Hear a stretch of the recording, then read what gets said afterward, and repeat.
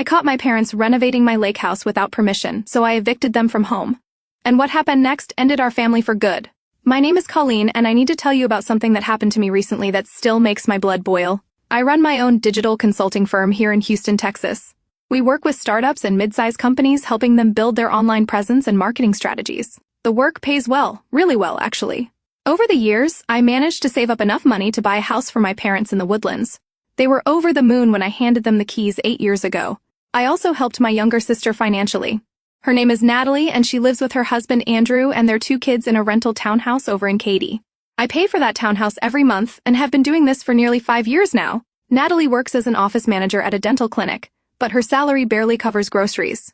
So, I decided to step in and help. A few years back, I bought myself a lake house up near Lake Conroe. It's about an hour-and-a-half drive from downtown Houston. I don't go there often because work keeps me incredibly busy. But that place became my sanctuary. When the city heat and traffic get too much, I pack a bag and spend a long weekend there. The house is modest but charming. Cedar shingle siding, a wraparound porch, and this incredible view of the water. I gave spare keys to my parents in case of emergency, like if a pipe burst during winter or if a storm damaged something. They never actually used those keys as far as I knew. Last Wednesday afternoon, I was in the office working on a campaign pitch for a tech startup when my phone rang. It was Greg, my neighbor from the lake house. We weren't close friends, just exchanged pleasantries when we saw each other at the marina or the local grocery store. So, when I saw his name on the screen, I was immediately confused. "Hey, Colleen, I wanted to check something with you," Greg said, his voice cautious. "Sure. What's going on? Did a tree fall on the property or something?"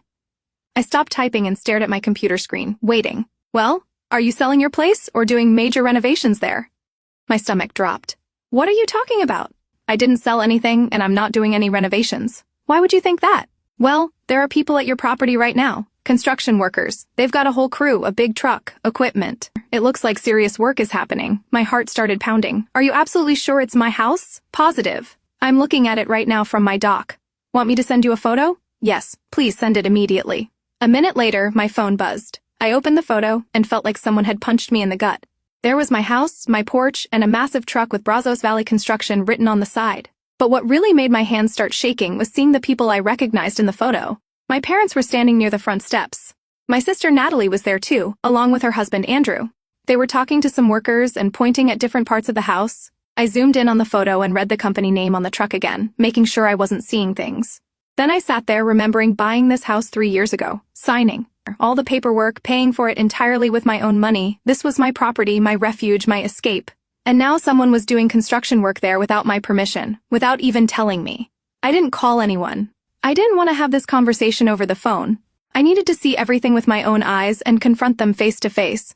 I told my assistant I was leaving for the day, grabbed my car keys and my purse, and drove straight out of the city. The whole drive up Highway 59, I kept thinking about what could possibly be happening. Maybe there was some kind of misunderstanding. Maybe they were just checking something for me. But deep down, I knew something was very, very wrong. When I arrived at the lake house, I saw the construction truck was still parked in my driveway. Workers were carrying lumber and drywall into the house. My parents noticed my Lexus immediately and walked toward me. My mother was actually smiling. My father looked completely calm. They acted like everything was totally normal, like I had just shown up for a Sunday barbecue. I got out of the car and asked them directly, my voice shaking. "What is all this? What's going on here?" My mother answered first, still wearing that infuriating smile. "Oh, sweetheart, we decided to do some renovations on the house. We're expanding it quite a bit. After everything is finished, Natalie and Andrew and the kids will move in here permanently." I looked at my father, waiting for him to say this was some kind of joke. He nodded. In agreement. "Yes, this lake house is too small for a family with children, so we decided to make it bigger. We're adding a whole new wing with 2 bedrooms and expanding the kitchen and living room. The kids need space to grow." I couldn't believe what I was hearing. They spoke so casually, like they were telling me about their plans for dinner, not about destroying my property. I ran past them up the porch steps and into the house. Inside, I saw that workers had already torn down the wall between the living room and what used to be a guest bedroom. There was construction dust everywhere, covering my furniture, my books, everything. They had started framing out a massive addition, and the whole place looked like a disaster zone. I turned to my parents who had followed me inside, and I could barely control my voice. "Have you completely lost your minds? This is my house, my property. You had no right to do any of this without even asking me." Crossed his arms. Defensively. "We don't need to ask. Your permission. We're one family and you gave us spare keys to this house yourself. That implies trust." Before I could respond, Natalie walked in with Andrew right behind her. She looked annoyed like I was the one causing problems. Colleen, stop being so dramatic about this. You already have that huge loft apartment in Midtown. Plus, you own a successful business and make excellent money. This whole situation is unfair. I'm forced to raise my children in a cramped rental townhouse while you have multiple properties just sitting here. I stood there looking at all of them. My parents, my sister, her husband, the people I had supported financially for years, the people I had helped without ever asking for anything in return. And now they were standing in my house, defending their decision to take it from me without even the basic courtesy of asking. I felt rage building inside me like a volcano about to erupt. But I knew if I started screaming, nothing productive would come of it, so I walked out silently, got in my car, and drove away. I could see them in my rearview mirror standing on the porch probably, thinking I would calm down and eventually accept their plans. But they were catastrophically wrong about that. I drove back toward Houston, but I didn't go home. I was too angry to just sit in my apartment and do nothing. I needed to take immediate action. I pulled into a Starbucks parking lot, opened my laptop, and searched for Braz Valley Construction, the company whose name I had seen on that truck. I found their website and their office address in Conroe. It wasn't far from where I was. I grabbed my tablet where I kept digital copies of all my important documents, including the property deed for the lake house, and drove straight to their office. The construction company office was in a small strip mall near the highway. I walked in and asked the receptionist to see whoever was in charge. She said the owner was in a meeting, but I told her it was extremely urgent and concerned their current project at my property. She made a phone call, and 5 minutes later I was sitting in the owner's office. He was a heavy-set man in his 50s with a weathered face and calloused hands. He introduced himself as Tommy Whitfield. I didn't waste time on small talk. I opened my tablet and showed him the property documents. I'm the legal owner of the house where your workers are currently doing construction. I want to know on what basis you started this renovation, and who signed the contract with you. Tommy looked uncomfortable. He opened a file cabinet and pulled out a folder.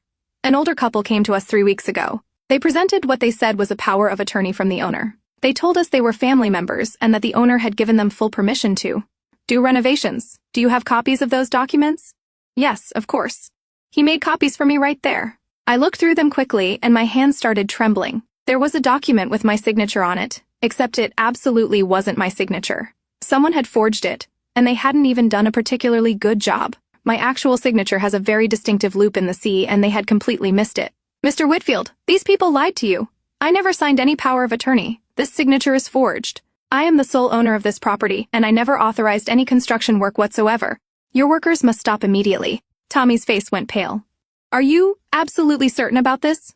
I'm completely certain. Here are my documents proving ownership. I want all construction work stopped right now, today. If your workers continue for even 1 more hour, I will hold your company legally responsible for all the damage. Picked up his phone and made a call. I heard him telling someone to stop all work at my address immediately, and to pack up everything and leave the site. After he hung up, he apologized profusely. I took all the copies of documents related to my house and left his office. I was driving back into Houston when my phone rang. It was my father. I answered, my voice cold as ice. Why did the construction crew pack up everything and leave? We were in the middle of important work. His voice was stern and angry, like he had every right to be upset with me because it's my house and I don't need or want any renovation there. Colleen, what are you doing? We already paid them a substantial deposit. Do you have any idea how much money we've invested in this? You paid them with forged documents. You forged my signature on legal paperwork. That's a serious crime. And now you're going to have very serious problems. You wouldn't dare do anything to your own family. We raised you better than this. Watch me. I hung up. My hands were still shaking, but now it was from adrenaline and determination, not fear. I immediately called my lawyer, a sharp woman named Patricia Reeves, who had handled all my business legal matters for the past 6 years.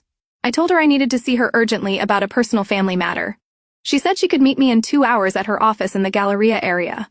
At Patricia's office, I laid out everything that had happened. I showed her the forged documents, the property deed, the photos from Greg. I told her the entire story from beginning to end. Patricia listened carefully, taking detailed notes on her legal pad. Colleen, what your parents and sister did is document forgery and possibly even fraud.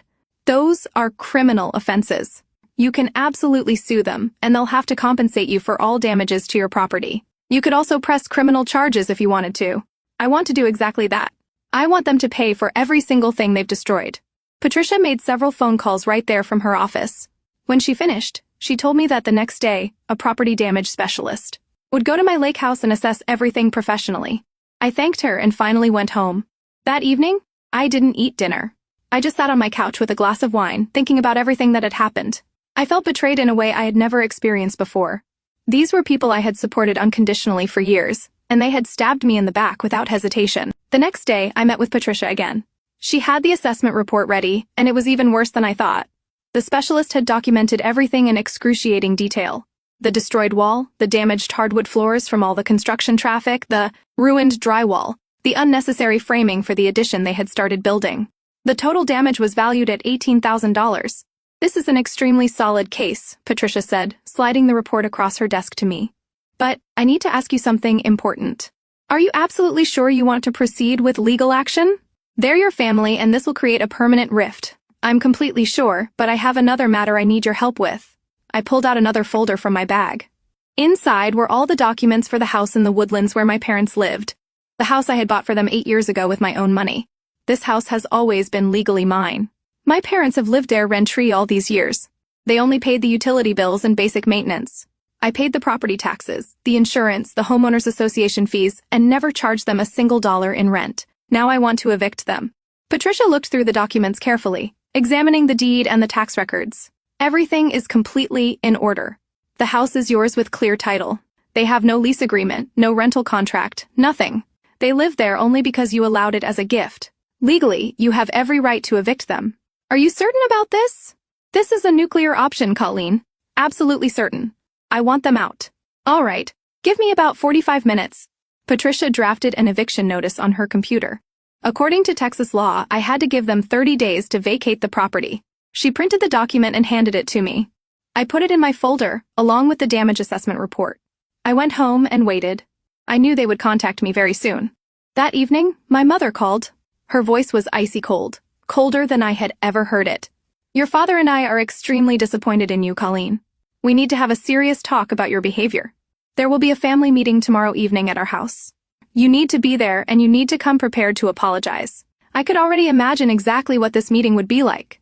They would all sit there and try to shame me, to manipulate me, to make me feel guilty for protecting my own property. They would pressure me to forget about everything and just hand over the lake house to Natalie like a good little sister. But I had very different plans. I'll be there, I said calmly. Good. And Colleen, you need to behave properly and reasonably tomorrow. This family drama needs to end. Don't worry, I will behave exactly as the situation requires. I hung up and actually smiled for the first time in days. They thought they would lecture me, and I would back down like I always had in the past. They had absolutely no idea what I was bringing to their little family meeting. I spent the rest of the evening carefully organizing all my documents, making sure I had everything I needed. Tomorrow was going to be very interesting indeed. The next evening, I drove to my parents' house in the woodlands, actually, to my house where my parents lived. I parked in the circular driveway and took a deep breath before getting out. I had my folder with all the documents tucked securely under my arm. When I walked in through the front door, everyone was already assembled and waiting for me. My mother and father sat on the large sectional sofa in the living room. Natalie and Andrew sat next to them. They all looked at me with the same expression, disapproval mixed with barely concealed anger. They had placed a single armchair across from the sofa facing them. It looked exactly like a courtroom setup. They were the jury and judge, and I was supposed to be the guilty defendant on trial. I sat down and placed my folder carefully on my lap. Nobody said hello. Nobody asked how I was doing or if I wanted something to drink. My father started talking immediately, his voice stern and authoritative. Colleen, the entire family is extremely unhappy with your behavior. You embarrassed us in front of that construction company. You threatened us with legal consequences over a simple family matter. This is completely unacceptable and childish. Natalie leaned forward, her face flushed. Andrew and I had everything planned out perfectly. We need that lake house to raise our children properly. They need space, fresh air, a yard to play in, access to good schools. Because of your conflict with a construction company, our move has been postponed indefinitely. You're being incredibly selfish, Colleen. You always have been. I looked at each of them slowly. My mother had her arms crossed tightly. Andrew was nodding along with everything Natalie said. They genuinely believed they were right. They honestly thought I was the problem here. Your move hasn't been postponed, I said calmly, meeting each of their eyes. It's been completely and permanently canceled. None of you will ever cross the threshold of my lake house again. I had the locks changed yesterday morning. You no longer have any access whatsoever. My mother gasped dramatically. My father's face turned bright red. Natalie stood up abruptly, knocking over her wine glass. You can't do that. We already made plans. We told the kids they'd have their own rooms. I can do whatever I want with my property. And that's not all. I opened my folder and took out the damage assessment report. I placed it on the coffee table between us with deliberate precision. You owe me $18,000 for destroying my property. This is the official professional assessment of the damage your unauthorized construction project caused. If you refuse to pay, I will take you to court. And when I do, I'll present these documents where you forged my signature. That's a felony in Texas. You could face serious criminal charges. My mother immediately started crying, clutching her chest dramatically like she was having a heart attack. How can you do this to us? We're your parents. We gave you life. My father stood up and shouted, his face purple with rage. You wouldn't dare take us to court. If you do that, we will disown you completely. You'll be dead to this family. We'll tell everyone what a horrible, ungrateful daughter you are. I looked at him and smiled calmly. That suits me perfectly fine. Strangers won't be living in my house anyway. My father froze, confusion crossing his face. What do you mean by that? I reached into my folder again and pulled out the eviction notice. I placed it on the table next to the damage report. Since you're planning to disown me anyway, this will make things much easier for everyone. This is a legal eviction notice. You have 30 days to move out of my house. This house where we're sitting right now? My father grabbed the paper and read it, his hands visibly shaking. This is absolutely ridiculous. You can't evict us. This is our home. We've lived here for 8 years. No, it's my home. It has always been my home legally. I bought it with my money. You have lived here rent-free for 8 years. I never charged you a single dollar. I paid all the property taxes, all the insurance, all the HOA fees, but I'm done financially, supporting people who forge my signature and try to steal my property. Natalie jumped up from the sofa, her voice shrill. Colleen, you've completely lost your mind. You're destroying this entire family over a stupid house. My mother was still crying louder now. We raised you. We invested so much money in you. We paid for your education, your clothes, your food, everything when you were growing up. You owe us. I stood up too, my voice steady and cold, and I invested a considerable amount of money in you over the years. I constantly gave you money for various so-called emergencies. Last year alone, I gave you $7,000 for things you claimed were urgent. I paid for your cruise to the Caribbean. I paid for your anniversary trip to Nashville. I bought you that new Buick 4 months ago, and you never appreciated any of it. Now you have 30 days to leave. I turned to Natalie, and I haven't forgotten about you either. I called your landlord yesterday afternoon. I told him I will no longer be paying for your townhouse rental. You also have 1 month to either find new housing or come up with the money to continue renting that place on your own. That's $1,500 a month, by the way, in case you forgot. Natalie's face went white as a sheet. Andrew grabbed her arm, looking panicked. What? You can't do that. We have children. Where are we supposed to go? You should have thought about your children before you conspired to steal my house. Actions have consequences. I picked up my folder and walked toward the front door. Behind me, everyone started talking at once, their voices overlapping in chaos. My father was yelling that I was ungrateful and would regret this. Was crying even, louder, wailing about what the neighbors would think. Natalie was calling me horrible names I won't repeat. Andrew was screaming about how cruel and heartless I was. I opened the door, walked out into the warm Texas evening, and closed it firmly behind me. Their voices were still audible from the driveway. I got in my Lexus and drove away without looking back. Over the next few days, my phone wouldn't stop ringing. My parents called repeatedly. Natalie called. Andrew called. They left countless voicemails and sent dozens of text messages. The messages started out angry and threatening, then became pleading and manipulative, then turned angry again. I read a few of them and then blocked all their numbers. I didn't want to hear from any of them.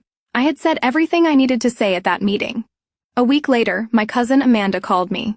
Colleen, what on earth is going on? Natalie posted something on Facebook about you and it's getting tons of attention. I thanked Amanda and hung up. I opened Facebook and found Natalie's post. She had written a long dramatic message saying that I had lost my mind, that I was trying to destroy the family, that I was evicting my elderly parents from their home, and that because of my revenge, her family might end up homeless. She made it sound like I was an absolute monster.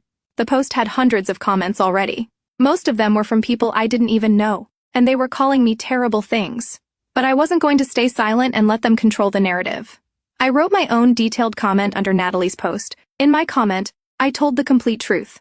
I explained that the lake house was my property, and that my family had forged my signature to start unauthorized construction. I wrote about how I had bought a house for my parents and let them live there rent-free for 8 years. I wrote about paying rent for my sister's townhouse for 5 years. Then I uploaded screenshots, property, documents showing my name as the sole owner, bank statements showing all the payments I had made to help them over the years. Everything was there, in black and white, undeniable proof. The reaction was immediate and dramatic. Relatives started commenting, shocked by the revelations. My aunt wrote that my parents had always told everyone the Woodlands house was theirs, that they had bought it with their retirement savings. My uncle said my parents had claimed I never helped them financially and that I was selfish with my money. Other relatives piled on. They wrote that Natalie was ungrateful and entitled. They said my parents had systematically lied to the whole family for years. Natalie deleted her original post within 2 hours, but screenshots were already circulating throughout the family. 6 months have passed since that day at the lake house. I still run my digital consulting firm. Business is actually better than ever. We just signed 3 major new clients. I go to my lake house sometimes on weekends. The new grass is growing back beautifully. I hired contractors to properly repair the wall and remove the framing for the addition that was started. The house looks like it did before, maybe even better. I don't communicate with my parents, Natalie or Andrew. They tried reaching out a few more times through other relatives, but I made it crystal clear I wasn't interested in reconciliation. What they did was unforgivable. They didn't just try to take my property. They betrayed my trust, forged my signature, and then tried to manipulate me into feeling guilty about stopping them. Some people say that family is everything, that you should forgive family no matter what they do. But I don't believe that anymore. Family shouldn't steal from you. Family shouldn't forge your signature. Family shouldn't take advantage of your generosity for years and then demand even more. I protected what was mine and I stood up for myself, and I would do it all over.